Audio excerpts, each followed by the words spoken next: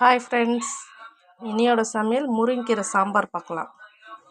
முருங்கைக்கீரை சாம்பாருக்கு தேவையான பொருட்கள்: வெங்காயம், பூண்டு, தக்காளி, 2 தக்காளி, 1 வெங்காயம், பூண்டு, பருப்பு போட்டு கழுவி எடுத்துன்னு வந்து எல்லாத்தையும் போட்டதுக்கப்புறம் பார்க்கலாம்.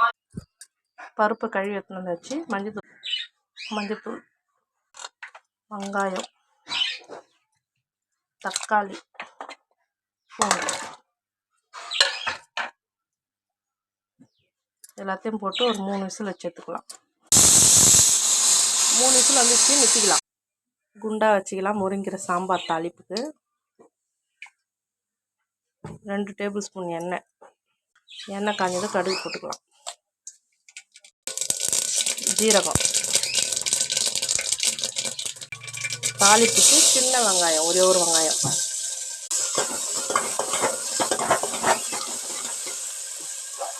வெங்காயம் கொஞ்சம் வதங்கட்டும். வெங்காயம் வதங்கிச்சு. 1/2 ஸ்பூன் சாம்பார் பொடி, 1/2 ஸ்பூன் குழம்பு மிளகாய் பொடி நல்லா வதக்கிட்டு மிளகாத்தூள் வடை போனதும் தண்ணி விட்டுக்கலாம். சும்மா ஒரு 1/2 சொம்பு தண்ணி. இது கொஞ்சம் கொதி வரட்டும், அப்புறம் பருப்பு ஊற்றிக்கலாம். இது கொதி வரட்டும். நல்லா கொதிக்குது. இப்போ பருப்பு ஊற்றிக்கலாம். பருப்பு நல்லா வெந்துச்சு. கரண்டிலே அப்படியே மசிச்சு விட்டுக்கலாம்.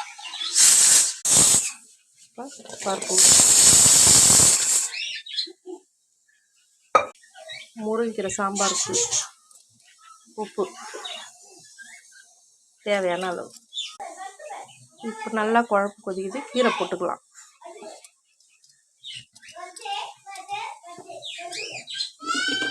கீரை போட்டு ஒரு 3 செகண்ட் கொதிச்சா போதும். ரொம்ப கொதிச்சா கசக்கும் கீரை.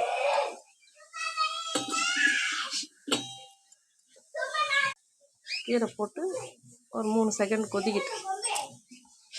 கொதிச்சதும் இறக்கிடலாம். சூப்பரான முருங்கைக்கீரை சாம்பார் ரெடி. இதேமாரி செஞ்சு சாப்பிட்டு பாருங்கள். ஸ்டவ் ஆஃப் பண்ணிடலாம்.